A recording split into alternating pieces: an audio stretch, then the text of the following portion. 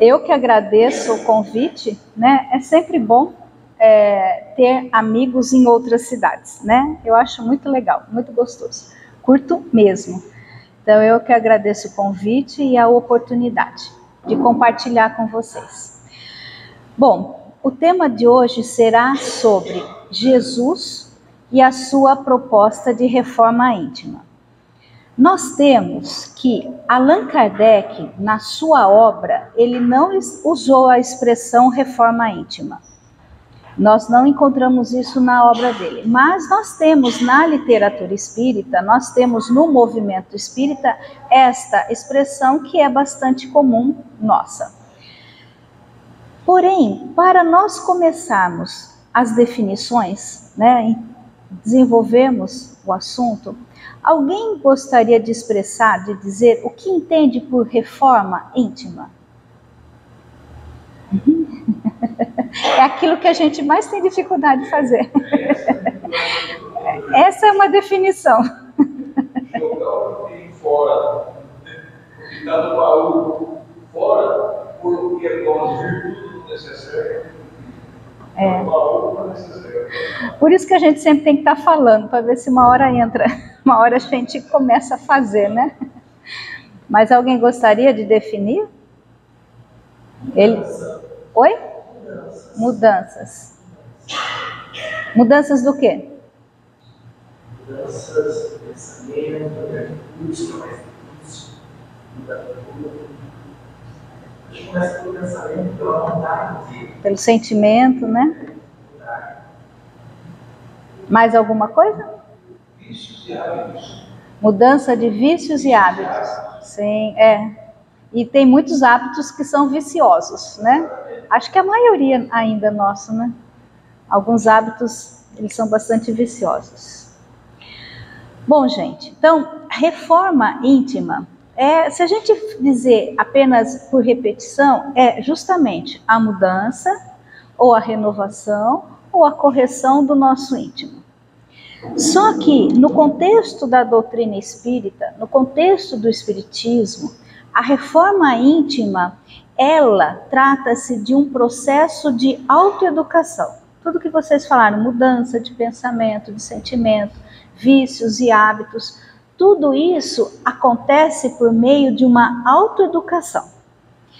Mas é uma autoeducação que a gente aprende lendo os livros espíritas, lendo Allan Kardec em primeiro lugar, depois os livros da literatura espírita.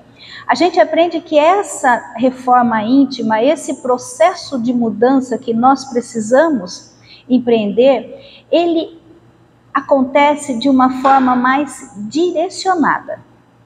Exatamente isso, eu quero a mudança disso, eu quero a mudança daquilo, eu quero transformar isso, eu quero transformar aquilo. Porém, bastante aprofundada, porque você está mexendo com a essência do seu íntimo, né? Com a sua essência. A essência do íntimo não, com a sua essência.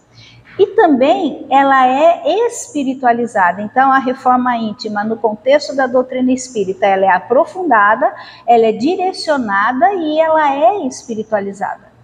Em se considerando que nós somos espíritos imortais, e como espíritos imortais nós aprendemos a encarar a nossa vida, não apenas no aspecto material, mas também no aspecto espiritual. Estamos aqui de passagem. E ela, a reforma íntima, ela se caracteriza por algumas iniciativas. Como você disse, a mudança, a transformação de vícios em hábitos, né? Mudança de vícios e de hábitos para virtudes, que é o que está aqui nesse livro que eu vou comentar mais tarde. Você disse mudança de pensamento, de sentimento. Então, tudo isso é a reforma íntima. Mas o que eu elenquei? Uma das iniciativas da reforma íntima é nós dominarmos as nossas tendências, as nossas inclinações, que por conta do nosso grau evolutivo ainda se caracterizam por uma certa negatividade, por um certo desequilíbrio, por uma certa, várias características não tão agradáveis. Então, é domínio das nossas tendências negativas. E aí nós temos a clássica definição de Allan Kardec para espírita, que ele nos traz no Evangelho segundo o Espiritismo, capítulo 17, que a gente conhece. Reconhece-se o verdadeiro espírita pela sua transformação moral. Então, Allan Kardec, ele não usa o termo reforma íntima, é a mesma coisa, transformação moral. E pelos esforços que emprega para domar suas inclinações más. Então, isso é o que nós somos estimulados com o estudo, o conhecimento do Espiritismo. Também é a superação das nossas imperfeições, das características menos agradáveis da nossa personalidade. Porque se nós temos ali no Livro dos Espíritos, que Allan Kardec nos traz, que a função da encarnação, o objetivo da encarnação é o aperfeiçoamento do espírito, e se nós estamos encarnados, significa que nós estamos ainda num processo de aperfeiçoamento, não é? Então significa que nós ainda trazemos algumas imperfeições. Então, superação das imperfeições. E com isso, nós melhoramos os nossos comportamentos, as nossas atitudes. Essa é a reforma íntima. Ela se expressa através de uma melhoria no nosso comportamento. Só que o apóstolo Paulo, na epístola aos Efésios, ele diz que é a transformação do homem velho em homem novo. Tudo isso é reforma íntima. Mas como a gente pode dizer, assim, na nossa realidade? A reforma íntima é essa conquista de um maior equilíbrio, de um maior bom senso, de mais harmonia, para que nós, no convívio com as outras pessoas, porque nós sempre estamos em contato com as outras pessoas, nós consigamos nos expressar em níveis cada vez mais elevados de responsabilidade e respeitabilidade. É isso que se espera de nós. Responsabilidade nas nossas escolhas. Respeitabilidade a tudo que existe. Então, responsabilidade e respeitabilidade. Quando nós buscamos viver dessa forma, naturalmente nós vamos corrigindo vícios e hábitos, se estamos atentos, que fogem dessa responsabilidade e dessa respeitabilidade. Tudo bem? Definição de reforma íntima. Mas a reforma íntima, ela precisa de um primeiro passo. Ela se caracteriza por um primeiro passo.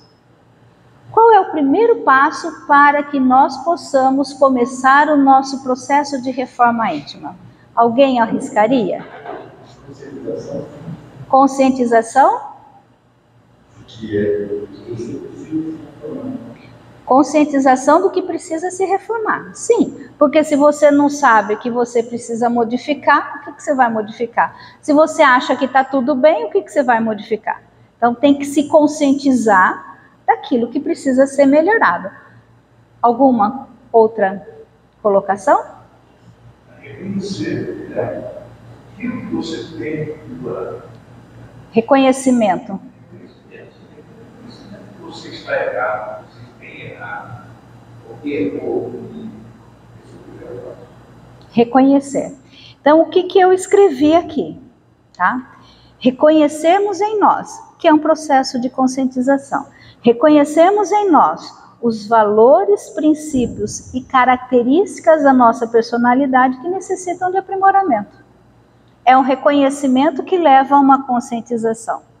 Por isso que, no contexto da doutrina espírita, o autoconhecimento, ele é de suma importância. É através do autoconhecimento que nós iniciamos o processo de reforma íntima, de transformação moral. Isso é tão importante que Allan Kardec traz na questão 919 do Livro dos Espíritos.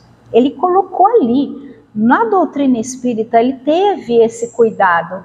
E tanto que quando ele faz a pergunta para a espiritualidade superior, e ele já sabe que a resposta era autoconhecimento, porque ele estava elaborando, ele ali já define o objetivo do autoconhecimento. A que o autoconhecimento leva? Como que ele pergunta, né, na questão 909? Qual o meio prático mais eficaz que tem o homem de se melhorar nesta vida? O que é melhorar nessa vida, pessoal? Podemos dizer reforma íntima. E de resistir à atração do mal. Qual o meio prático? Resposta: um sábio da antiguidade vos disse: conhece-te a ti mesmo. Então, pessoal, o crescer, o amadurecer, o se conscientizar, é algo que o Espiritismo nos impõe? É algo que o Espiritismo exige de nós como meio de salvação? Não. O Espiritismo, ele nos conscientiza. Ele nos mostra, ele nos ensina, ele nos faz usar o raciocínio para chegarmos a essa premissa. Não, eu me autoconhecer e eu buscar me melhorar é o melhor para mim. Ele nos conduz a isso. Aí sim, nós estamos fazendo o processo de própria salvação, autossalvação. Porque quando a gente procura se melhorar, ainda com uma certa dificuldade, falando, né, na gíria, a gente deixa de se complicar, não é? A gente deixa de se enroscar com negatividades. Então, nós acabamos nos salvando de nós mesmos, das nossas imperfeições. Tudo bem? Bom, mas a gente sabe, e isso está na literatura espírita também, o próprio Allan Kardec traz, que o Espiritismo não foi a primeira filosofia, ou a primeira doutrina, ou a primeira religião, porque aqui no Brasil o Espiritismo virou religião. Para nós ele é a nossa religião. Diferente, mas é uma religião. Não foi a primeira doutrina, filosofia ou religião a falar da importância dessa mudança interior. Outras tradições já falavam, antes de Jesus até, em outros povos. Mas existiu alguém que foi inigualável na sua proposta de mudança interior e da transformação da sociedade como um todo. Quem foi essa pessoa? Foi assim, top, inigualável. Jesus. E aí eu trouxe esse livro aqui, olha, Lições para a Felicidade. Aliás, eu adoro vir para cá, gente, porque eu sempre levo livro. Livro bom e barato, não é? Já falei para o César, nossa, eu já li tanto livro legal daqui, que eu levei, peguei lá na banca e levei. Então, Lições para a Felicidade. Ele foi ditado por Divaldo Franco, pelo espírito Joana de Ângeles e psicografado por Divaldo Pereira Franco. Aliás, eu estou levando um livro do Divaldo, que eu peguei lá na frente. Não lembro o nome, estou levando. Então, nessa obra, Lições para a Felicidade, num determinado ponto, Joana de Ângeles assim diz a respeito de Jesus. Jesus transcende, ou seja, vai além, tudo quanto a humanidade jamais conheceu e estudou. Se você estudar Jesus, mas estuda mesmo. E estuda outras filosofias, propostas, você vai ver que ele está alguns degraus acima na sua proposta, no seu comportamento, na história da sua vida. Por isso que ela diz, personalidade singular, como homem. Personalidade diz respeito a nossa aqui, a condição material, de vida na matéria. Personalidade vem de persona. Personalidade singular, ele foi único. Tem sido objeto de aprofundadas pesquisas através dos tempos, permanecendo, no entanto, muito ignorado. Pessoal, nós conhecemos de verdade Jesus? Porque para conhecer Jesus, a proposta de Jesus, nós teríamos que pegar, em primeiro lugar, Novo Testamento, Evangelho de Mateus, Marcos, Lucas e João. Lê. E aí você vai associando com o que Allan Kardec traz no Evangelho segundo o Espiritismo, Você vai associando estudo de exegese bíblica, o que significa algumas situações para o povo daquela época, e vários outros livros da literatura espírita. Como também hoje tem uma linha de estudo universidades que estão buscando Jesus histórico.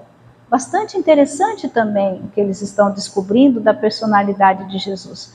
Então nós, como cristãos, a gente não pode dizer que a gente conhece efetivamente Jesus. Ele ainda é ignorado por nós, ou pouco conhecido por nós. Amado por uns e detestado por outros. Conseguiu cindir o pensamento histórico, dividir o pensamento da humanidade, estabelecendo parâmetros de felicidade dantes jamais sonhados.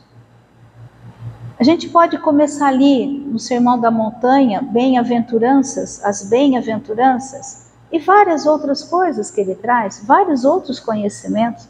Ele fala de um pós totalmente diferente do que, por exemplo, o judaísmo trouxe até então, a tradição judaica trouxe até então, e mesmo outras filosofias orientais da época dele, que passaram a constituir metas desafiadoras para centenas de milhões de vidas. Meta, o que é uma meta, pessoal? É algo que você busca alcançar, né? Quem trabalha, né, com meta, eu tenho trauma de meta. Não me fala em meta, eu tenho trauma, mas tudo bem. Metas desafiadoras. Então, ou seja, você pretende alcançar um propósito. A meta dele é desafiadora. Por exemplo, Jesus nos ensinou poxa vida, você olha um cisco no olho do outro e não vê a trave no seu? Ele nos falou para não julgar. E a gente ainda continua julgando. Ele falou, se alguém te bater numa face, dá a outra. Lógico, é sentido figurado. Mas muitas vezes a gente não é de levar desaforo para casa. Então, a proposta de Jesus, ele ainda está acima. Por isso que Kardec traz, na questão 625, Jesus é nosso modelo e guia. Modelo é algo a ser imitado, é algo a ser buscado. Olha a inteligência também, como tudo se encaixa. Então, ele ainda é desafiador. Primeiro porque a gente não conhece efetivamente. E por não conhecê-lo efetivamente, a gente não consegue vivenciar a sua proposta, que está ainda acima de nós. Muitas vezes, algumas pessoas, algumas crenças, divinizam Jesus. Mas Jesus fazia porque ele era Jesus, porque ele é divino. No Espiritismo, ele não tem esse caráter divino. Ele é um irmão nosso mais evoluído. E que, sim, precisamos nos inspirar em alguém. Se nós temos que inspirar em alguém, quem que eu vou me inspirar? Na Silvia, no César, no Dr. Wagner? Não. Não existe líder religioso na proposta espírita.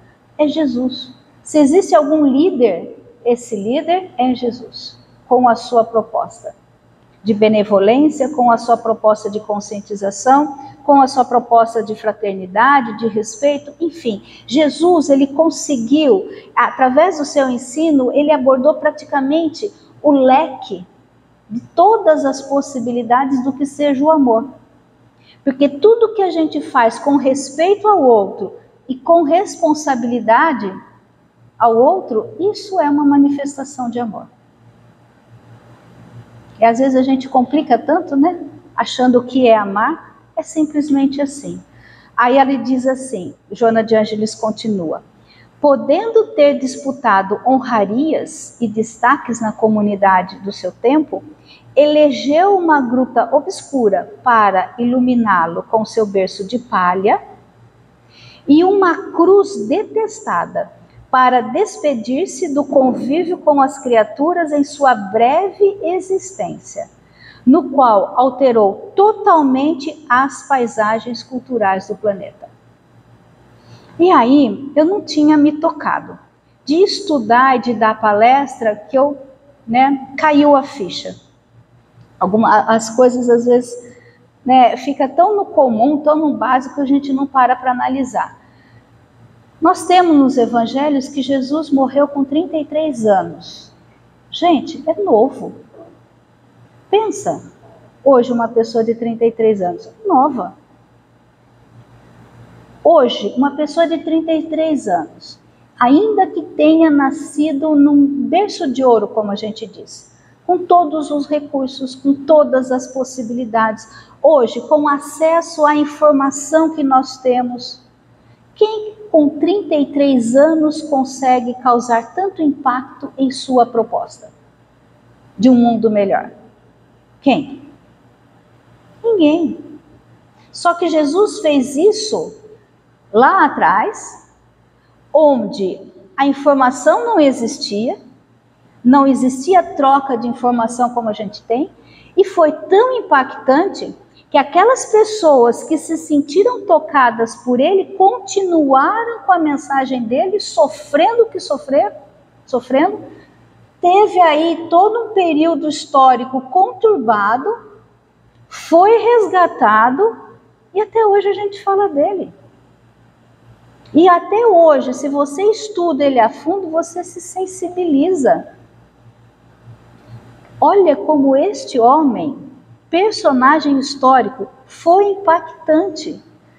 Ele não deixou nada escrito, foram as pessoas que levaram para frente as palavras dele, de tão acolhidas que elas foram, de tão impactadas que elas foram. Então Jesus, pelo seu comportamento acolhedor, pelo seu comportamento de respeito, pelo seu comportamento de responsabilidade, ele, e pelos discursos, pelos ensinamentos que ele nos trouxe, ele reformulou costumes, ele reformulou hábitos, ele reformulou crenças, ele reformulou concepções, ele reformulou a história da humanidade, através da sua própria história. Então, quando nós lemos Jesus, ou nós nos aprofundamos no conhecimento do que ele seja, do que ele foi, do que continua sendo ainda como espírito que inspira a evolução do planeta Terra, isso nós temos muito na doutrina espírita. Jesus cresce de uma tal maneira, não para que a gente fique idolatrando, não para que a gente fique adorando Jesus, mas para que a gente possa realmente, ao estudar Jesus, se sentir tocado naquele sentido. O que a mensagem dele tem para mim? Para mim, não é para o outro.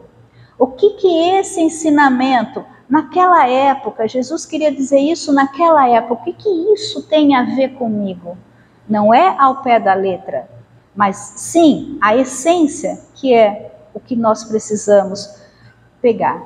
Então, por exemplo, o Sermão do Monte ou da Montanha, que foi o primeiro discurso de Jesus, ele trouxe 5 discursos, Mateus trouxe 5 discursos de Jesus, o Sermão do Monte ou da Montanha é o primeiro, e ele começa com as bem-aventuranças. Ali a gente pode dizer o quê, pessoal? No meu modo de entender, tá? No modo de expressar, talvez não seja o jeito mais correto, mas no meu modo de entender, é um resumão da proposta de Jesus. É um resumão do que ele queria que a gente prestasse atenção. Começou com o discurso, Mateus, e aí ele vem com as passagens, com as parábolas, para que a gente, mediante aqueles conhecimentos, que já está ali no Sermão do Monte ou da Montanha, a gente fosse analisando o que vem depois, no próprio Evangelho de Mateus, os outros evangelhos, mas tendo por base aquela proposta. Então nós temos o quê? Que ali sim, Sermão do Monte ou da Montanha é uma reformulação de valores, de princípios, de crenças e de concepções. E olha que interessante, como Jesus mudou, ainda está difícil da gente, ainda é desafiador. Por exemplo, no Sermão do Monte, capítulo 5, nós temos: amai os vossos inimigos. e orai pelos que vos perseguem e caluniam. Na época era o olho por olho, dente por dente, muito embora na tradição judaica, ali em Moisés, Deuteronômio e Levítico, já existisse amar a Deus acima de tudo e ao próximo como a si mesmo. Em 2 momentos, mas já existia isso também nos livros sagrados judaicos atribuídos a Moisés. Então Jesus falava assim: amai os vossos inimigos. Como assim amar os inimigos? Orai pelos que vos perseguem e caluniam. É mais fácil a gente orar para que Deus ou a espiritualidade superior nos proteja dos nossos inimigos, do que eles ficam falando de nós, na nossa revolta muitas vezes. É muito mais fácil nós pedirmos proteção do que compreendermos a situação, querer o bem deles, muito embora eles queiram o mal nosso. Que foi o que Jesus falou também, retribuir o mal com o bem. Outra proposta de Jesus, ele trabalhava no sábado e ele foi criticado pelos fariseus por conta disso, porque o sábado era o dia consagrado à vivência religiosa, a essa adoração a Deus. Mas Jesus, trabalhando no sábado, curando, pregando, ele queria nos trazer o quê? O trabalho no bem também é uma forma de louvar a Deus. Também é uma forma de honrar a Deus. E uma coisa interessante, pessoal, Jesus ele acolhia a todas as pessoas. E a gente gosta de citar, porque Jesus andava com taram, taram, taram, taram, né? A gente gosta de falar, nomear todas as pessoas mal vistas na época que Jesus andava, ou que iam até ele. Só que, na nossa realidade, nós acolhemos essas pessoas? Qual é o nosso olhar para com essas pessoas? Na época de Jesus, era uma sociedade religiosa, né? Uma realidade religiosa e social totalmente discriminatória. Como que é a nossa realidade? Religiosa e social. Também discriminatória. Então, vocês entenderam por que a Joana de Ângeles, pelo menos para mim ficou claro, diz que Jesus é ignorado, porque realmente a gente não conhece. E ele é desafiador, porque nós também ainda não conseguimos vivenciar aquilo que ele ensina. E são ensinamentos de sabedoria. São ensinamentos que, se a gente efetivamente prestar atenção, você vai balizando a sua existência de modo a transformar vícios, de modo a prestar atenção nesses hábitos viciosos e que a gente muitas vezes não percebe. Mudar pensamento, mudar sentimento. Tudo isso, pessoal, Kardec diz, transformação moral. Paulo, transformação do homem velho em homem novo. Modernidade na literatura espírita. Reforma íntima. Tudo é a mesma coisa. Tudo bem? Então, olha, agora,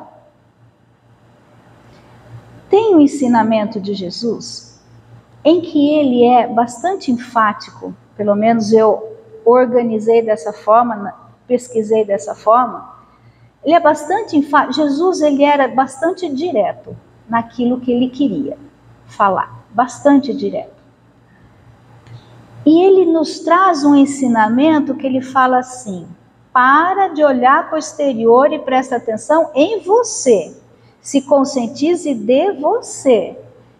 Transforme seus hábitos, transforme seus vícios. Ele nos traz para esse auto-olhar, para esse olhar para nós mesmos, para esse autoconhecimento. Mas antes de dizer qual foi o ensinamento de Jesus, eu queria citar esse livrinho. Chama Páginas de Espiritismo Cristão. Ele foi escrito por Rodolfo Caligares. Vocês já ouviram falar do Rodolfo Caligares? Ele foi um rio-clarense, da cidade de Rio Claro. E ele tinha os seus livros publicados pela Federação Espírita Brasileira. E lá em Rio Claro, eu lembro, ele era bastante considerado bastante assim, bem citado. Então, no capítulo Fortaleza de nossa alma, o que é uma fortaleza? Aquilo que garante a nossa segurança, aquilo que garante a nossa estabilidade. Pode acontecer o que for, estamos ali, forte. Ele diz assim, num determinado ponto, afirmou o mestre mais de uma vez, as palavras que vos digo são espírito e vida. Ou seja, aquilo que eu estou ensinando é para você, para a tua essência e para a tua vida. Não só vida material, mas sobretudo uma vida espiritual, uma vida imortal. Aí Rodolfo continua, o senhor Rodolfo.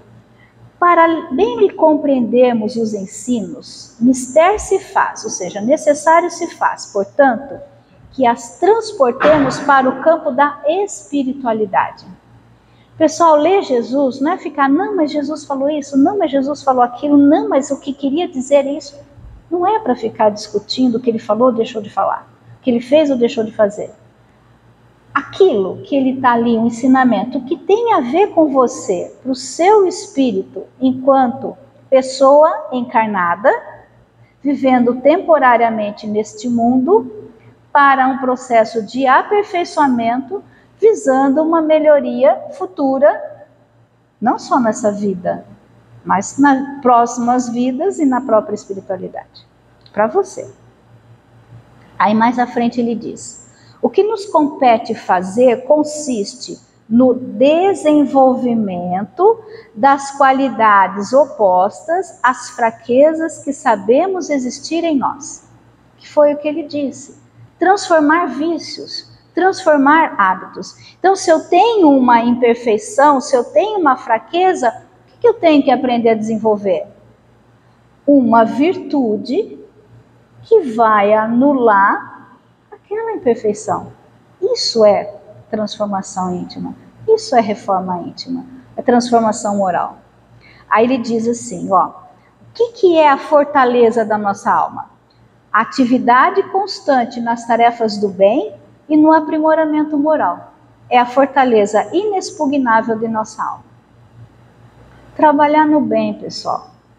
Buscar fazer o bem. E a gente acha que não. É porque muitas vezes a gente não presta atenção. Mas é que eu comento, pelo menos assim, na minha cabeça. Existe tanto problema no mundo, tanto problema, que falta de serviço é o que não tem para você ajudar. Não tem falta. Serviço é o que não falta. Trabalho é o que não falta. É só a gente prestar atenção. Às vezes resgatar um animal ou ajudar quem cuida dos animais e por aí vai. Não só dentro de uma casa espírita. Tem muita coisa para fazer. Reciclar lixo. Não sei se aqui tem, mas reciclar lixo, ter esse cuidado, tudo que a gente for jogar, separar, isso é uma tarefa no bem, isso é um cuidado. Tudo que você faz visando o bem, pensando no bem, você faz pelo bem, mas você faz com prazer, você faz com vontade. Ou como eu gosto de dizer, você faz com carinho, você faz com satisfação. Não é simplesmente pegar um potinho de margarina e jogar para reciclar. Não, limpa, porque daquele jeito não vai aproveitar. Limpa, deixa bonitinho e coloca para reciclar. Então são nesses detalhes que são tarefas no bem. E se a gente tem sim tempo, disponibilidade, porque cada um tem uma realidade, com algumas causas, com algumas iniciativas. Pessoal, o serviço é o que não falta. É que às vezes a gente não presta atenção. Então ele diz, trabalhe no bem. Porque assim, não tem aquele ditado? Mente vazia, oficina do diabo? Não é? Se você tem o que fazer, não dá tempo. Você está sempre assim, ó, preciso fazer isso, preciso fazer aquilo. Não dá tempo de ficar pensando em muita besteira.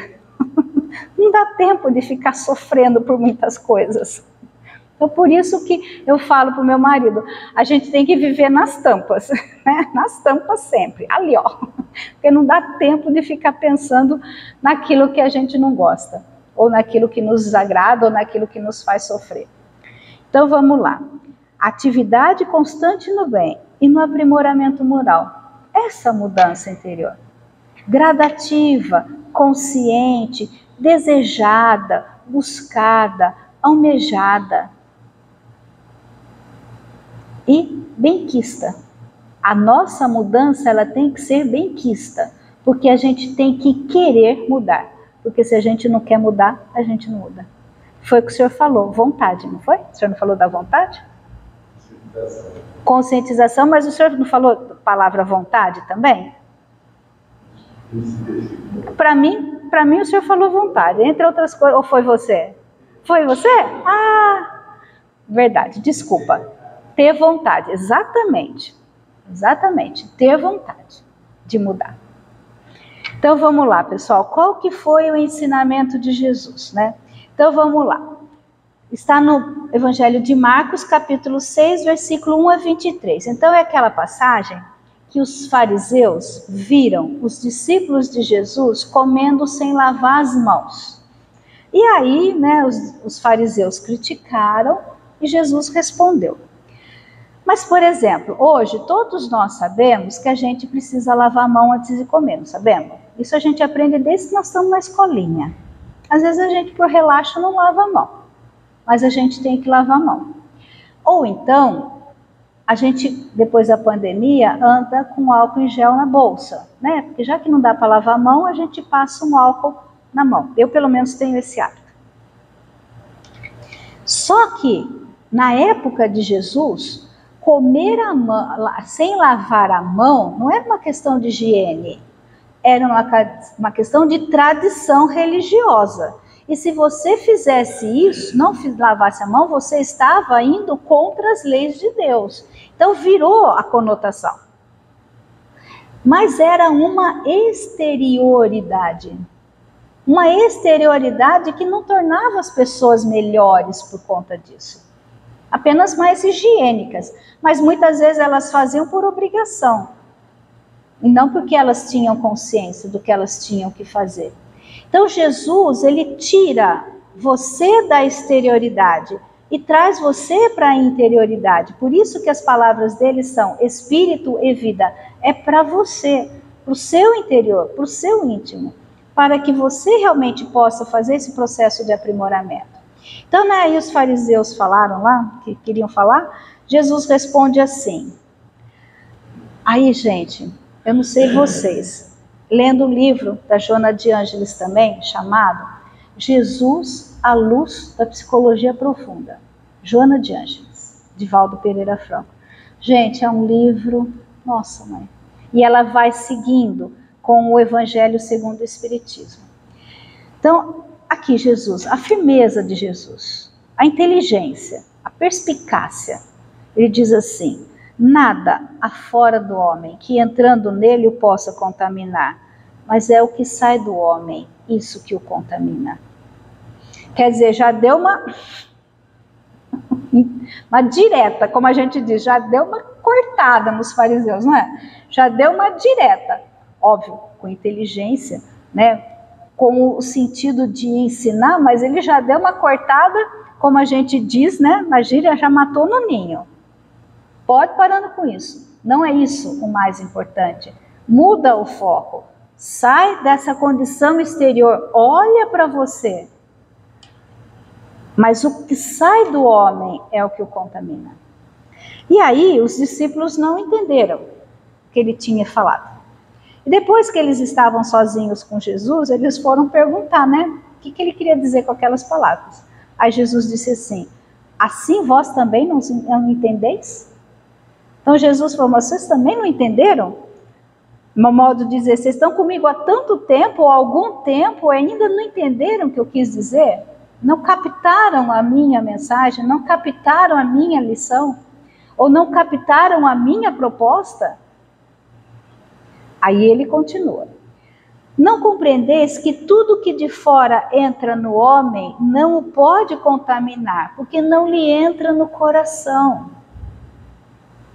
O que sai do homem, isto é o que o contamina, porque de dentro do coração dos homens é que procedem os maus desígnios, os furtos, os homicídios, a avareza, as malícias, a inveja, a blasfêmia, a loucura.